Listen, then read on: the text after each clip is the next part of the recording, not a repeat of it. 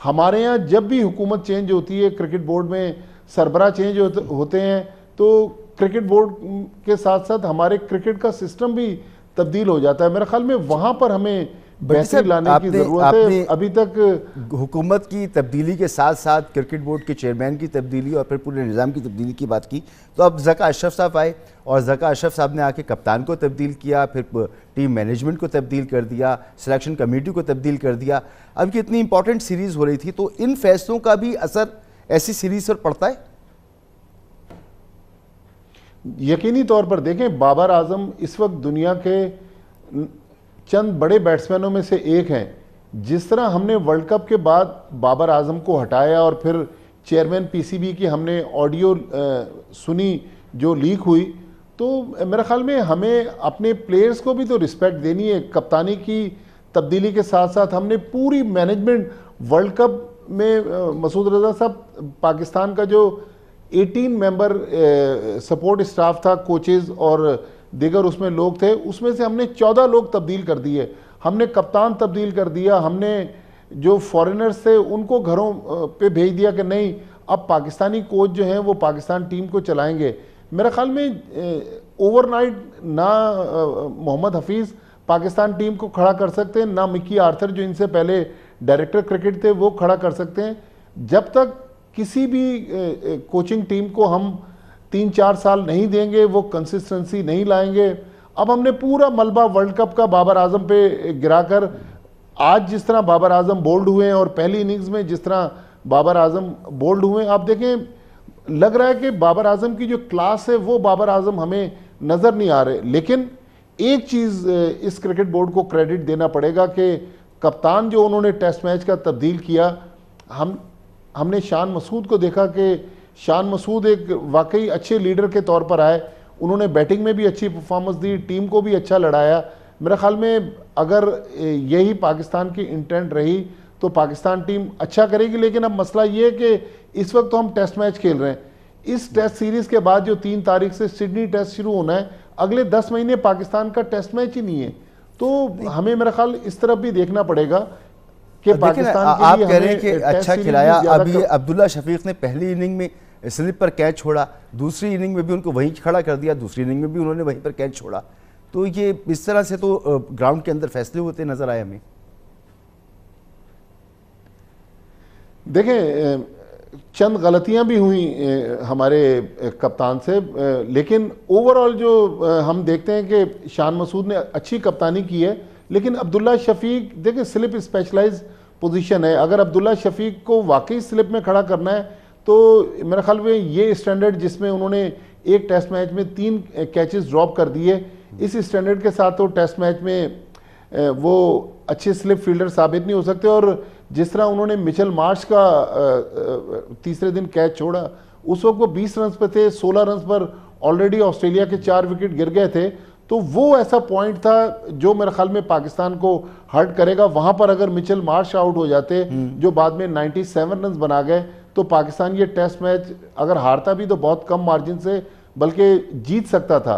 तो हमें अपनी फील्डिंग पे भी तवज्जो देनी है। देखें, पिछले जो मैनेजमेंट थी वर्ल्ड कप के दौरान, उसमें एक आफ्ताब खान फील्डिंग कोच थे, उससे पहले अब्दुल मजीद साहब फील्डिंग कोच थे, अब दोबारा मजीद साहब को ले आए। तो हमें चेहरों को तब्दील करने से पाकिस्तान की क्रिकेट बेहतर नहीं होगी। किसी और कोच के पास अलादीन का चिराग नहीं है कि वो रगड़ेगा और पाकिस्तान टीम कि किसी भी टीम में जो टीम की केमिस्ट्री होती है वो बहुत इंपॉर्टेंट होती है।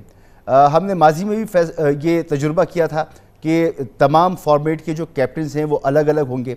इस दफ़ा ज़का अशरफ साहब ने फिर वही तजुर्बा करने की कोशिश की है और इस वक्त तक हम जानते ही नहीं कि वनडे का हमारा कैप्टन कौन होगा। तो इस तरीके से जब फैसले किए जाएंगे तो टीम केमिस्ट्री किस तरह से बन पाएगी और किस तरह से टीम परफॉर्म कर पाएगी? देखिए, ज़का अशरफ लग रहे हैं कि थोड़ी सी जल्दी में नज़र आ रहे हैं। अब ज़का अशरफ को अपना नहीं पता ना कि 5 फरवरी जो आईपीसी की मिनिस्ट्री है, उन्होंने उनको 5 फरवरी तक की डेडलाइन दी है कि इलेक्शन करवाएं, वरना उनको घर जाना पड़ेगा। फिर पिछले दिनों एक और मिनिस्ट्री की तरफ से उनको नोटिफिकेशन भेजा गया जिसमें उनको कहा कि भाई आप डे टू डे अफेयर्स तक महदूद रहें, आप बड़े डिसीजन न लें। तो मेरे ख्याल में ज़का अशरफ तब्दील तो ज़रूर करना चाहते हैं, लेकिन उनका अपना फ्यूचर बहुत ज़्यादा ब्राइट नहीं है। लिहाजा मेरे ख्याल में पाकिस्तान क्रिकेट बोर्ड में अगर कोई ऐसा चेयरमैन आ जाए जो एटलीस्ट 3 साल के लिए इलेक्शन, हम 8 फरवरी को मुल्क में आम इंतखाबात होने जा रहे हैं, यहाँ पर क्रिकेट बोर्ड में जो 10 लोग वोट देकर पाकिस्तान क्रिकेट बोर्ड का चेयरमैन मुंतखब करते हैं, हमें नहीं पता कि वो इलेक्शन होंगे, अगर होंगे तो कब होंगे। जो एक मशहूर वकील हैं शाह खावर, उनको पीसीबी का इलेक्शन कमिश्नर बनाया गया है। तो पीसीबी के मामला काफ़ी गंभीर है मेरे ख्याल में। टीम मैनेजमेंट में, टीम में कंसिस्टेंसी की हम बात कर रहे हैं, तो क्रिकेट बोर्ड में भी कंसिस्टेंसी लाने की ज़रूरत है। हमें एक लॉन्ग टर्म पीसीबी चेयरमैन की ज़रूरत है जो प्रोफेशनल अंदाज में पीसीबी को चला सके। भट्टी साहब, इसके लिए क्या ज़रूरी नहीं है कि क्रिकेट बोर्ड को सियासत से अलग किया जाए? पैटर्न इन चीफ जो है वो हमारा वज़ीर आज़म होता है, वज़ीर आज़म किसी न किसी सियासी जमात से होता है। वो जब आता है तो जिस तरह अपनी सियासी भर्तियाँ पूरे मुल्क के इदारों में करता है, पीसीबी को भी वो इसी तरह से हैंडल करता है। तो दुनिया में तो डिस्करेज किया जाता है इस चीज़ को कि सियासी इन्वॉल्वमेंट खेलों के मामले में तकरीबन ना हो। बिल्कुल मसूद साहब, आप सही बात कर रहे हैं कि खेलों को अगर हम सियासत में मुलविस करेंगे तो फिर तो हमारे खेल तबाह हो जाएंगे। अब देखें ना, पिछले दिनों प्राइम मिनिस्टर साहब जो निगरां वज़ीर आज़म है अनवारुल हक काकड़, उन्होंने पाकिस्तान हॉकी फेडरेशन में भी कोई बुगटी साहब हैं, उनको पाकिस्तान हॉकी फेडरेशन का प्रेसिडेंट बना दिया। यहाँ भी बहुत ज़्यादा हमें हुकूमत की इन्वॉल्वमेंट नज़र आ रही है।